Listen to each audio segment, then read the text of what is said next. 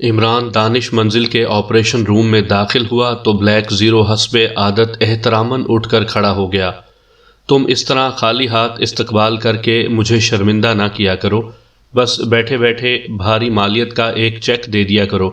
مجھے تمہارے موجودہ استقبال کے انداز سے یہ انداز زیادہ پسند آئے گا۔ عمران نے رسمی سلام دعا کے بعد اپنی مخصوص کرسی پر بیٹھتے ہوئے کہا، بغیر دستخطوں کے چیک لے لیا کیجئے، مجھے کیا اعتراض ہے؟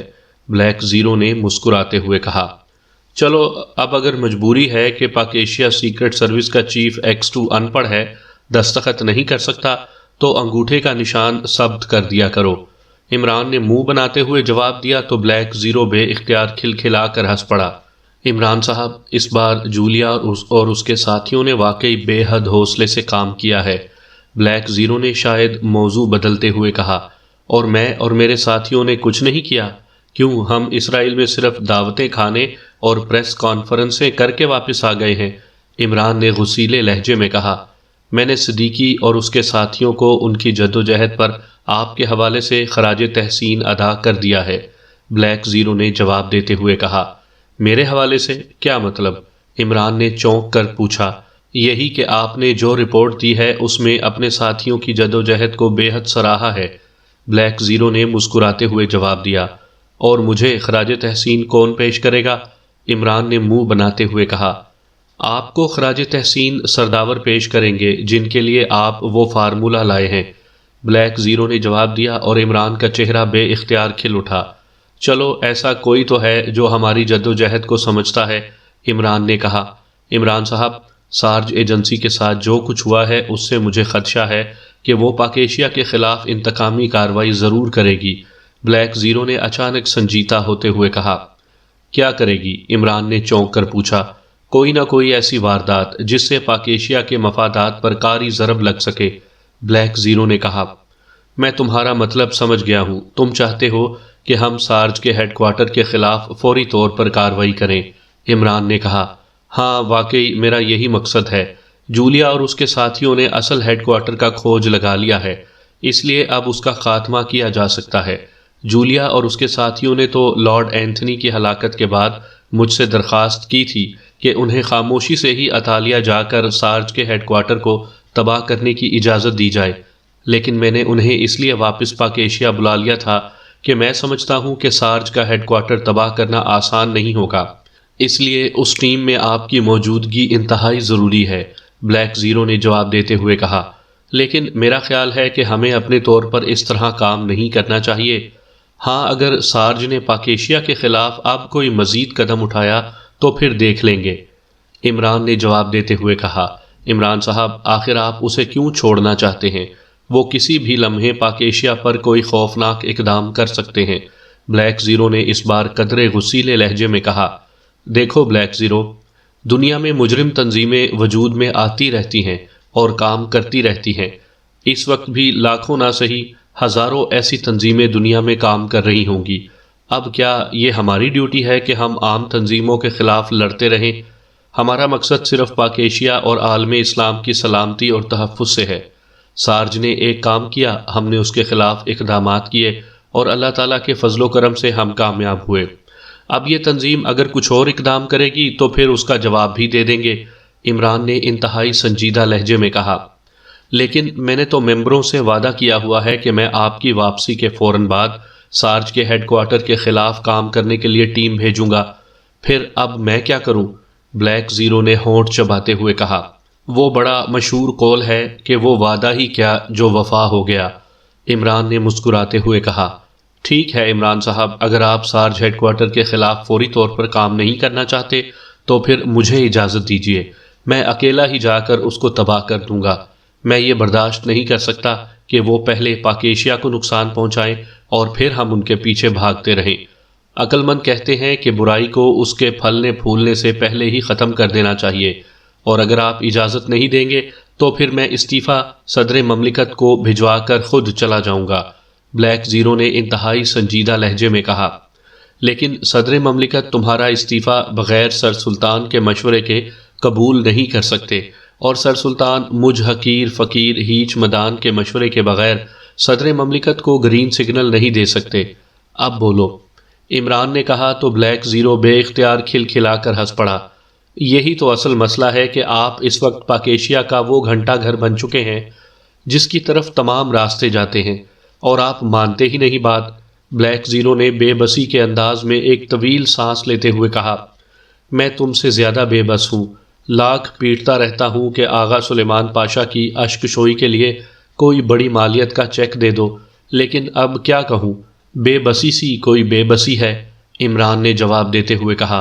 اور پھر اس سے پہلے کہ مزید کوئی بات ہوتی فون کی گھنٹی بج اٹھی تو عمران نے ہاتھ بڑھا کر ریسیور اٹھا لیا۔ X2 عمران نے مخصوص لہجے میں کہا، سلیمان بول رہا ہوں جناب، کیا عمران صاحب یہاں موجود ہیں؟ دوسری طرف سے سلیمان کی آواز سنائی دی تو عمران کے ساتھ ساتھ بلیک زیرو بھی چونک پڑا۔ کیا بات ہے، کیوں یہاں کال کی ہے؟ عمران نے اپنے اصل لہجے میں کہا، لیکن اس کا لہجہ سخت تھا۔ ناراک سے گوکنگ کی کال آئی ہے، وہ آپ سے فوری بات کرنا چاہتا ہے۔ اس کا کہنا ہے کہ آپ نے اس کے ذمے کوئی اہم کام لگایا تھا، اس سلسلے میں رپورٹ دینی ہے، اس لیے میں نے یہاں فون کیا ہے۔ سلیمان نے معذرت خواہانہ لہجے میں کہا۔ کوئی نمبر دیا ہے اس نے؟ عمران نے نرم لہجے میں پوچھا۔ جی ہاں، سلیمان نے جواب دیا اور پھر نمبر بتا دیے۔ ٹھیک ہے، عمران نے کہا، اور پھر ہاتھ بڑھا کر اس نے کریڈل دبایا اور پھر ٹون آنے پر اس نے نمبر پریس کرنے شروع کر دیے۔ چونکہ اسے ایکریمیا اور ناراک کے رابطہ نمبر یاد تھے، اس لیے اس نے انکوائری سے معلوم کرنے کے بجائے براہ راست نمبر پریس کرنے شروع کر دیے۔ گوکنگ بول رہا ہوں، ایک مردانہ آواز سنائی دی، لہجہ ایکریمین تھا۔ علی عمران بول رہا ہوں، عمران نے کہا۔ او عمران صاحب، میں نے آپ کے فلیٹ پر کال کیا تھا لیکن آپ موجود نہ تھے۔ میں نے آپ کی ہدایات پر کام کرتے ہوئے ایک اہم بات کا پتہ چلا لیا ہے کہ سارج ایجنسی کے سپر چیف لارڈ براؤن نے سارج کے تمام چیفز کی ہنگامی میٹنگ ولنگٹن کے شوبرا ہال میں کال کی، جس میں یہ فیصلہ کیا گیا کہ پاک ایشیا کی ایٹمی تنصیبات کو براہ راست نہیں بلکہ شوگران سیکشن کے ذریعے تباہ کیا جائے، اور اس سلسلے میں سارج کا شوگران سیکشن کام کرے گا، اور شوگران سیکشن کو، جو کہ تمام تر شوگرانیوں پر ہی مشتمل ہے، کو اس مشن پر کام کرنے کے احکامات دے دیے گئے ہیں۔ ان کا خیال ہے کہ شوگران چونکہ پاک ایشیا کا دوست ملک ہے، اس لیے ان پر شک نہیں کیا جائے گا۔ دوسری طرف سے کہا گیا تو عمران کے ساتھ ساتھ بلیک زیرو کے چہرے پر بھی تشویش کے تاثرات ابھر آئے۔ کیا اس سیکشن کے بارے میں کچھ مزید معلومات حاصل ہوئی ہیں؟ عمران نے پوچھا۔ صرف اتنا معلوم ہو سکا ہے کہ پاک ایشیا کے دارالحکومت میں کومبو کلب کا مالک اور جنرل مینیجر کومبو، جو شوگرانی ہے، اس گروپ کے پاک ایشیا پہنچنے پر ان کے لیے تمام ضروری اقدامات کرے گا۔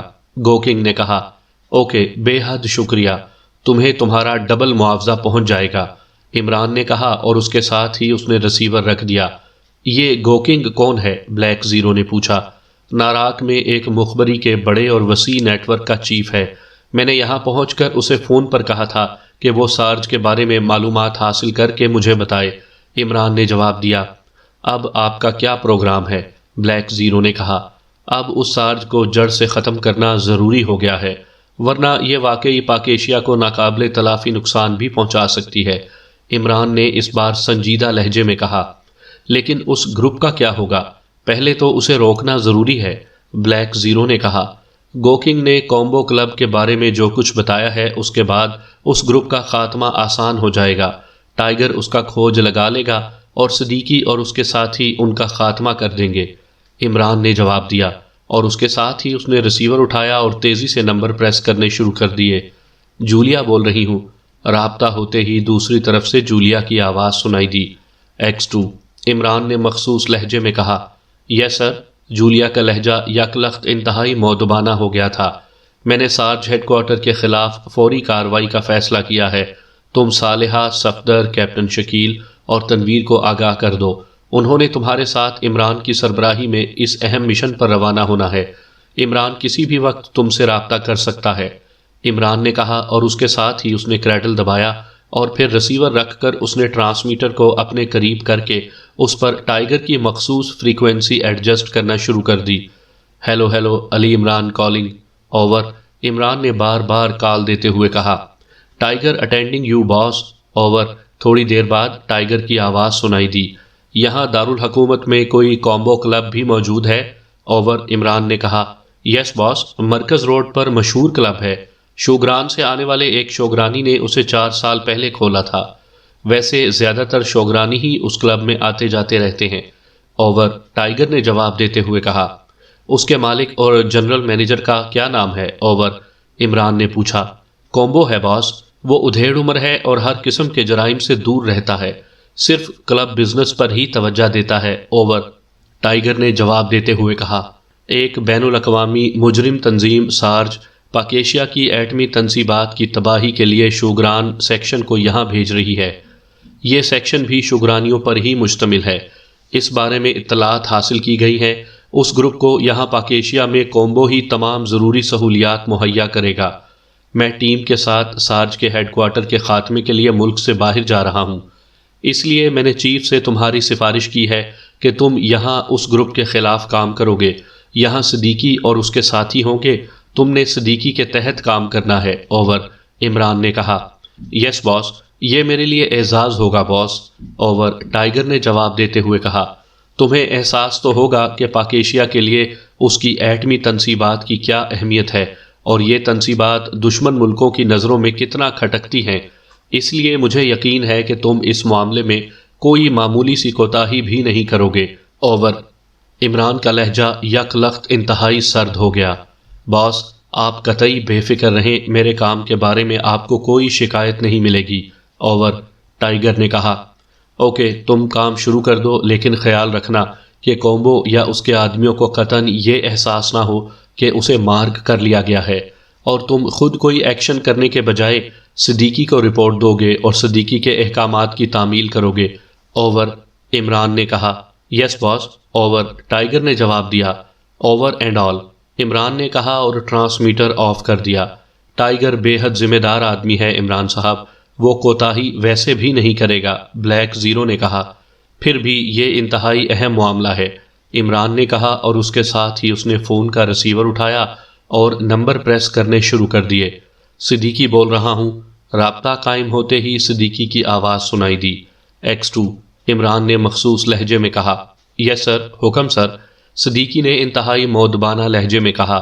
سارج کے بارے میں اطلاع ملی ہے کہ اس نے پاکیشیائی ایٹمی تنصیبات کی تباہی کے لیے اپنے شوگرانی گروپ کو ٹاسک دیا ہے، کیونکہ شوگرانیوں کو یہاں مشکوک نہیں سمجھا جاتا، اور یہ بھی اطلاع ملی ہے کہ پاکستان کے دارالحکومت میں کومبو کلب کا مالک اور جنرل مینیجر کومبو جو شوگرانی نژاد ہے اور ان کے لیے یہاں کام کرے گا۔ اس اطلاع کے بعد عمران یہاں رک کر ان کے خلاف کام کرنا چاہتا تھا، لیکن میں نے اسے فوری طور پر سارج کے ہیڈ کوارٹر کے خلاف کام کرنے کے احکامات دے دیے ہیں، کیونکہ جب تک اس تنظیم کو جڑ سے نہیں اکھاڑا جائے گا، یہ مسلسل اور پے در پے پاکیشیا کے لیے خطرہ بنی رہے گی، اور یہاں اس شوگرانی گروپ کے خلاف کام کرنے کے لیے میں نے تمہارا اور تمہارے ساتھیوں کا انتخاب کیا ہے۔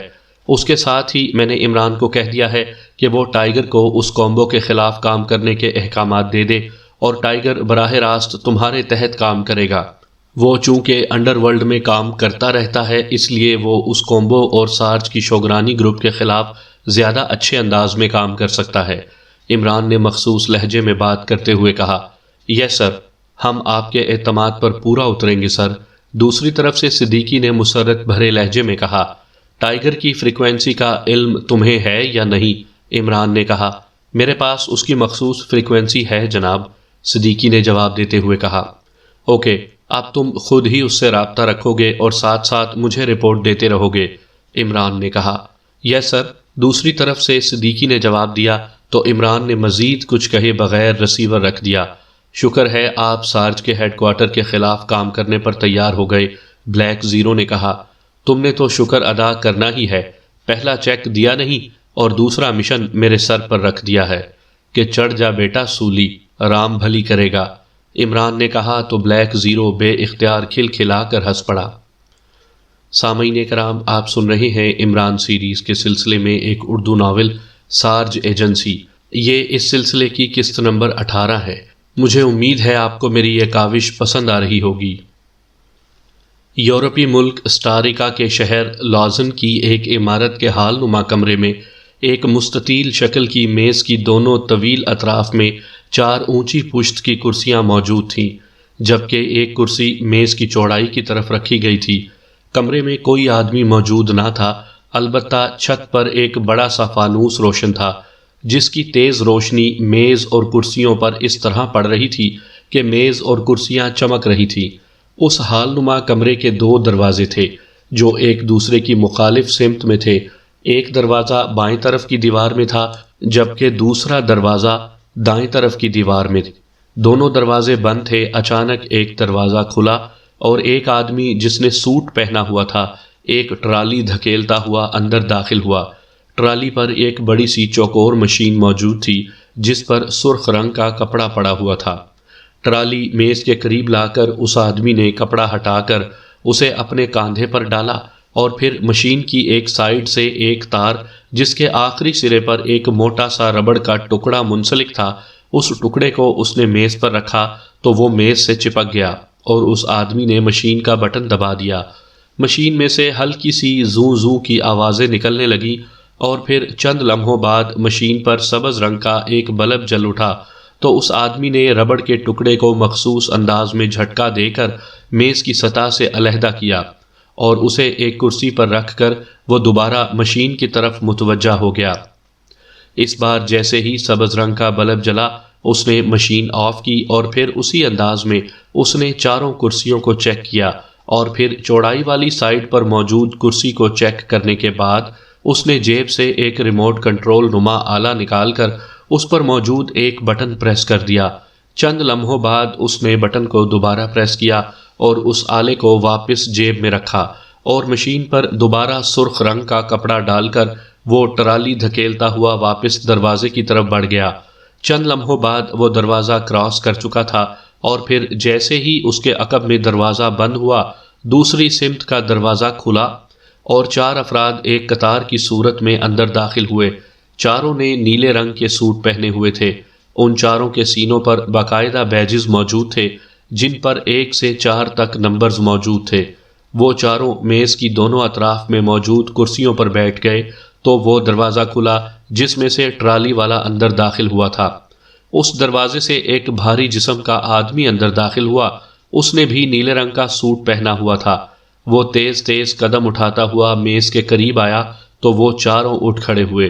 بھاری جسامت کا وہ آدمی ایک طرف علیحدہ پڑی ہوئی کرسی کی طرف بڑھ گیا۔ آپ بیٹھ جائیں پلیز، اس آدمی نے کہا۔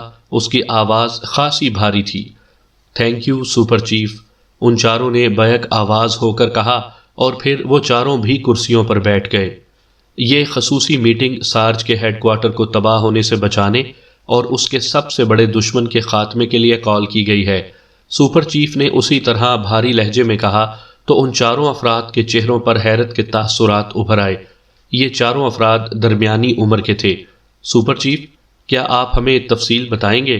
ایک نے درخواست کرنے والے انداز میں کہا۔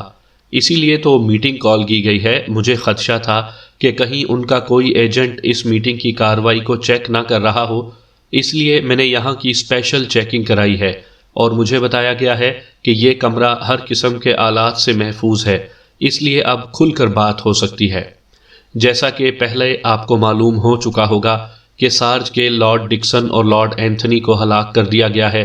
سارج کے ایک اہم سیکشن جس کا انچارج کرنل سمتھ تھا کو اسرائیل میں ہلاک کر دیا گیا، اور جس لیبارٹری میں سارج کے لیے انتہائی اہم فارمولے پر کام ہو رہا تھا اور جس لیبارٹری کی حفاظت اسرائیل کی کسی ایجنسی کے بجائے سارج کا سیکشن کر رہا تھا، وہ اس میں ناکام رہا ہے۔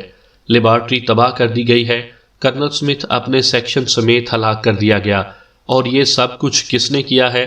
آپ کو شاید یہ سن کر حیرت ہو کہ یہ سب کچھ کسی ترقی یافتہ اور باوسائل ملک کی سیکرٹ سروس نے نہیں، بلکہ پاک ایشیا جیسے پسماندہ ایشیائی ملک کی سیکرٹ سروس نے کیا ہے۔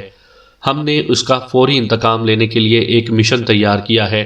اس مشن کے تحت پاک ایشیائی ایٹمی تنصیبات کو تباہ کر دیا جائے گا اور اس کے لیے پاک ایشیا کے دوست ملک شوگران کے ایک شوگرانی سارج سیکشن کو آگے بڑھایا گیا ہے، اور اگر پاک ایشیائی ایٹمی تنصیبات تباہ ہو گئیں تو پاک ایشیا کا وجود ہی خطرے میں پڑ جائے گا اور اس کا سب سے بڑا دشمن کافرستان آسانی سے اس پر قبضہ کر لے گا۔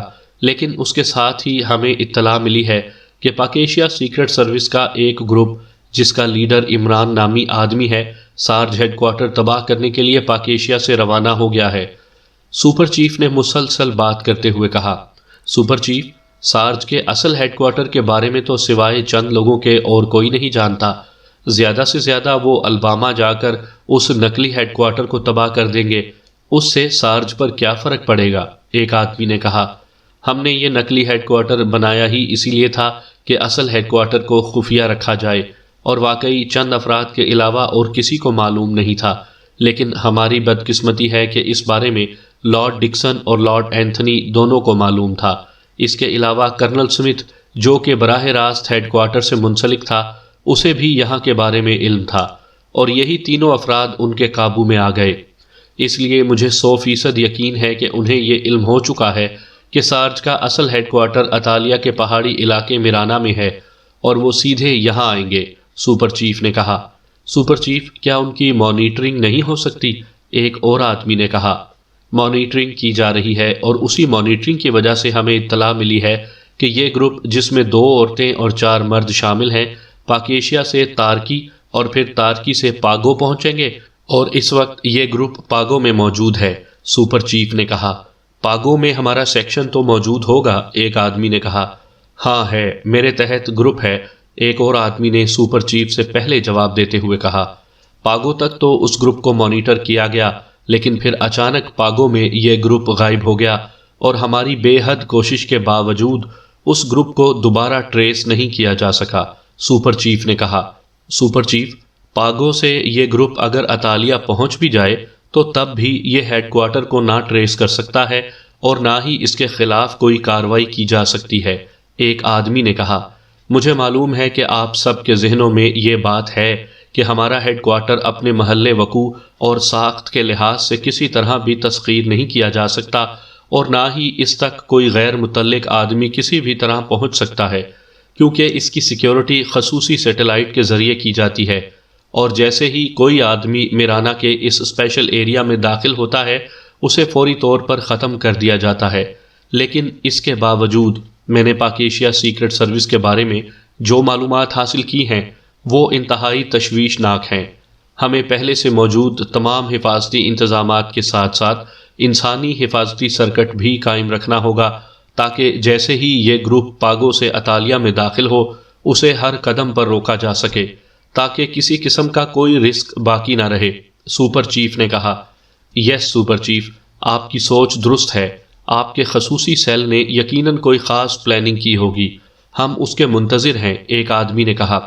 ہاں، اس پلاننگ کے تحت پہلا قدم تو یہ ہوگا کہ مجھ سمیت آپ چاروں اب واپس اس وقت تک ہیڈ کوارٹر نہیں جا سکیں گے جب تک یہ لوگ ہلاک نہیں ہو جاتے۔ ہیڈ کوارٹر مکمل طور پر کلوز کر دیا گیا ہے تاکہ کوئی رسک باقی نہ رہے۔ اس کے علاوہ یہ لوگ لازماً اطالیہ سے بحیرہ ایڈریاٹک کے راستے اطالیہ میں داخل ہو سکتے ہیں، یا ایک صورت یہ بھی ہو سکتی ہے کہ وہ پاگو سے بذریعہ ہوائی جہاز اطالیہ پہنچیں۔ اس صورت میں انہیں لامحالہ ریگبو گھاٹ پر پہنچنا ہوگا، اور دوسری صورت میں وہ فارکون ایئرپورٹ پر پہنچیں گے، اور تیسری اور آخری صورت یہ ہو سکتی ہے کہ وہ پاگو سے یہاں سٹاریا پہنچیں، اور پھر سٹاریا سے بذریعہ سڑک اطالیہ میں داخل ہوں، یا بذریعہ فلائٹ فارکون پہنچیں۔ اس کے علاوہ اور کوئی راستہ نہیں ہے، اس لیے ہم نے ان تمام راستوں پر مانیٹرنگ کے انتظامات اور میک اپ چیک کرنے والے کیمرے بھی نصب کر دیے گئے ہیں، اور اس کے ساتھ ساتھ میرانا، ریگبو اور سڑک کے ذریعے داخلے کے ہر ونگ چیک پوسٹ پر ایسے لوگ بٹھا دیے گئے ہیں جو انہیں چیک کرتے ہی گولیوں سے اڑا دیں گے۔ اس کے باوجود بھی اگر یہ لوگ میرانا پہنچ جاتے ہیں تو پھر میرانا میں داخلے کے لیے انہیں ہر صورت میں میرانا شہر پہنچنا ہوگا، اور میرانا شہر میں اسپیشل اسٹار گروپ کو ان کے خلاف کام کرنے کا ٹاسک دے دیا گیا ہے، اور آپ کو بھی معلوم ہے کہ اسپیشل اسٹار گروپ کس قدر تیز فعال اور کام کرنے والا گروپ ہے۔ اس کے پاس جدید ترین آلات بھی ہیں اور اسلحہ بھی۔ اس گروپ کا انچارج کرنل گورش بذات خود وہاں پہنچ چکا ہے۔ اب آپ بتائیں کہ اس پلان کے بارے میں آپ کی کیا رائے ہے، سپر چیف نے مسلسل بولتے ہوئے کہا۔ سپر چیف، یہ ایسا بھرپور پلان ہے کہ اس میں مزید کسی اضافے یا ترمیم کی ضرورت ہی نہیں۔ البتہ ایک گزارش ہے کہ اگر ان لوگوں کو ٹریس کر کے سیٹلائٹ مانیٹرنگ شروع کر دی جائے تو ان کی موت یقینی ہو جائے گی، ایک آدمی نے کہا۔ یہ لوگ ٹریس ہو گئے تو پھر انہیں ایک لمحے کی بھی مہلت نہیں دی جائے گی، بلکہ ٹریس ہوتے ہی انہیں ہلاک کر دیا جائے گا۔ میں نے اس کے لیے آرڈرز دے دیے ہیں اور اس پلاننگ میں اور بہت سے حفاظتی سرکٹ موجود ہیں جن کی تفصیل میں جانے کی ضرورت نہیں۔ جو ضروری انتظامات تھے وہ میں نے تمہیں بتا دیے ہیں، سپر چیف نے کہا۔ یس سپر چیف، یہ پلان ہر لحاظ سے اوکے ہے، سب نے بیک زبان ہو کر کہا۔ تو پھر آپ لوگ اسے پاس کرتے ہیں، سپر چیف نے کہا۔ یس سپر چیف، ان چاروں نے ہاتھ اٹھا کر حلف کے انداز میں کہا۔ اوکے، لیکن جب تک یہ لوگ ہلاک نہیں ہو جاتے آپ چاروں کو ولنگٹن میں ہی رہنا ہے، میں بھی وہیں رہوں گا۔ جب یہ لوگ ہلاک ہو جائیں گے تو آپ لوگوں کو اطلاع دے دی جائے گی اور اس کے بعد آپ آزاد ہوں گے، سپر چیف نے کہا۔ لیکن سپر چیف، ہمارے پروجیکٹ جن پر کام ہو رہے ہیں ان کا کیا ہوگا؟ چاروں نے حیران ہو کر پوچھا۔ انہیں فوری طور پر سٹاپ کر دیا گیا ہے، بعد میں مکمل ہو جائیں گے۔ پہلی ترجیح سارج ہیڈ کوارٹر کی بقا اور تحفظ ہے، سپر چیف نے کہا۔ یس سپر چیف، چاروں نے کہا۔ Okay, meeting is over, super chief نے کہا اور اٹھ کر اس دروازے کی طرف بڑھ گیا جدھر سے وہ اس حال نما کمرے میں داخل ہوا تھا۔ اس کے باہر جانے کے بعد وہ چاروں بھی قطار کی صورت میں دوسرے دروازے کی طرف بڑھ گئے جہاں سے وہ اندر آئے تھے۔ پاگو کے ایک درمیانے درجے کے ہوٹل کے ایک کمرے میں اس وقت جولیا اور صالحہ کے ساتھ ساتھ صفدر، کیپٹن شکیل اور تنویر موجود تھے، جبکہ عمران انہیں یہاں چھوڑ کر کہیں چلا گیا تھا اور 2 گھنٹے گزرنے کے باوجود ابھی تک اس کی واپسی نہیں ہوئی تھی۔ جولیا سمیت یہ سب یورپی میک اپ میں تھے اور اسی لحاظ سے مقامی افراد لگ رہے تھے۔ وہ پاکیشیا سے تارکی اور پھر تارکی سے پاگو پہنچے تھے۔ پاگو تک وہ اصل چہروں میں تھے، لیکن پھر اچانک عمران نے اپنے سمیت ان سب کے خود اسپیشل میک اپ کیے اور پھر وہ عمران کی ہدایات کے مطابق ایک ایک کر کے علیحدہ علیحدہ اس ہوٹل سے نکل گئے تھے اور پھر اس کی ہدایت کے مطابق وہ اس درمیانے درجے کے ہوٹل میں پہنچ گئے تھے جہاں ان کے فرضی ناموں سے کمرے پہلے سے بک تھے۔ اس وقت وہ جس کمرے میں موجود تھے یہ کمرہ مارگریٹ کے نام سے بک تھا اور یہ فرضی نام جولیا کا تھا، جبکہ صالحہ کا فرضی نام مارتھا رکھا گیا تھا، اور ان فرضی ناموں کے تحت ہی ان کے پاس ایسے کاغذات تھے جن پر ان کی تصویروں کے بجائے ایسے خصوصی کمپیوٹرائزڈ شناختی نشانات تھے جنہیں تبدیل نہیں کیا جا سکتا تھا۔ ایسے کاغذات ان دنوں پوری دنیا میں تیزی سے تیار کیے جا رہے تھے کیونکہ ان کاغذات کی وجہ سے دنیا کے کسی بھی ملک میں ان کے پہنچتے ہی ان کا مکمل ڈیٹا سامنے آ جاتا تھا اور اس طرح غلط آدمی کو آسانی سے پکڑا جا سکتا تھا۔ لیکن ظاہر ہے عمران جیسے آدمی کے لیے ایسے کاغذات سہولت کے باعث تھے، کیونکہ پہلے انہیں ہر بار نیا میک اپ کرنے کے بعد نئے کاغذات تیار کرانے پڑتے تھے، لیکن اب ایسا نہیں تھا۔ اب وہ جو چاہیں میک اپ کر سکتے تھے، البتہ انہیں وہ مخصوص شناختی نشانات ویسے ہی رکھنے پڑتے تھے، جبکہ عمران انہیں ہدایت دینے کے بعد خود بھی میک اپ تبدیل کر کے پہلے والے ہوٹل سے نکل گیا تھا، لیکن پھر انہیں یہاں پہنچے ہوئے بھی 2 گھنٹے ہو گئے تھے، لیکن ابھی تک عمران کی واپسی نہیں ہوئی تھی۔ عمران کی اب عادت بن گئی ہے کہ وہ ساتھیوں کو کمرے میں بٹھا کر خود کام کرتا رہتا ہے، جولیا نے کہا۔ جو کام عمران صاحب کرتے ہیں وہ ہم میں سے کوئی بھی نہیں کر سکتا، صفدر نے جواب دیا۔ کیوں نہیں کر سکتے؟ یہ تم کیا کہہ رہے ہو؟ ہمیں معلوم تو ہو کہ کیا کام کرنا ہے، اصل مسئلہ تو یہ ہے، تنویر نے جھلائے ہوئے لہجے میں کہا۔ عمران صاحب کو دراصل سوائے اپنے آپ کے اور کسی پر بھروسہ نہیں ہے کہ وہ درست کام کرے گا، صالحہ نے کہا۔ ہمارے لیے تو یہ شخص عذاب بن گیا ہے، چیف بھی اسے ہی لیڈر بنا دیتا ہے اور ہم سوائے مکھیاں مارنے کے اور کچھ بھی نہیں کر سکتے، تنویر نے غصیلے لہجے میں کہا۔ تنویر صاحب غصے میں حقائق نہ بدل دیا کریں، عمران صاحب پاکیشیا کا ایسا سرمایہ ہے کہ جس پر فخر کیا جا سکتا ہے، صالحہ نے کہا۔ تم کرتی رہو فخر اس پر، ہمارے لیے تو یہ عذاب ہے۔ اب یہاں بیٹھے ہم کیا کر رہے ہیں؟ عذاب ہی تو بھگت رہے ہیں نا، تنویر نے اسی طرح غصیلے لہجے میں کہا۔ تنویر، ہر وقت غصے میں رہنے کے بجائے تھوڑا کول ڈاؤن رکھا کرو اپنے ذہن کو۔ عمران صاحب تفریح نہیں کرتے پھر رہے ہوں گے، لا محالہ وہ مشن کے سلسلے میں ہی کام کر رہے ہوں گے، صفدر نے کہا۔ مشن کیا اکیلے اس کے ذمہ ہے؟ ہم فالتو لوگ ہیں، تنویر نے اور زیادہ غصیلے لہجے میں کہا۔ اسی لمحے وہاں رکھے ہوئے فون کی گھنٹی بج اٹھی تو سب بے اختیار چونک پڑے۔ یہاں ہمیں کون فون کر سکتا ہے؟ جولیا نے حیران ہو کر کہا۔ ہوٹل سروس والوں کا فون بھی تو ہو سکتا ہے، صفدر نے کہا تو جولیا نے اسبات میں سر ہلاتے ہوئے ریسیور اٹھا لیا۔ یس، مارگریٹ بول رہی ہوں، جولیا نے کہا۔ چونکہ کمرہ اس کے نام سے بک تھا اس لیے کال بھی اس نے ہی اٹینڈ کی تھی۔ ہمارے ہاں گریٹ بڑی کو کہتے ہیں، اور مار تو بہرحال مار ہے، مطلب ہے کہ تم اپنا تعارف کروا رہی ہو کہ تمہیں بڑی مار پڑی ہے۔ وہ کیا کہتے ہیں کہ اس طرح تو ہوتا ہے اس طرح کے کاموں میں۔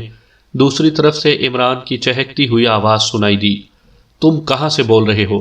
تنویر کو تم پر بہت غصہ آ رہا ہے کہ تم خود اکیلے کام کر رہے اور اسے تم نے یہاں کمرے میں فالتو بٹھایا ہوا ہے، جولیا نے مسکراتے ہوئے کہا۔ عمران کی شگفتہ اور چہکتی ہوئی آواز اور لہجے نے اس کے ذہن پر چھائی ہوئی تمام بوریت دور کر دی تھی۔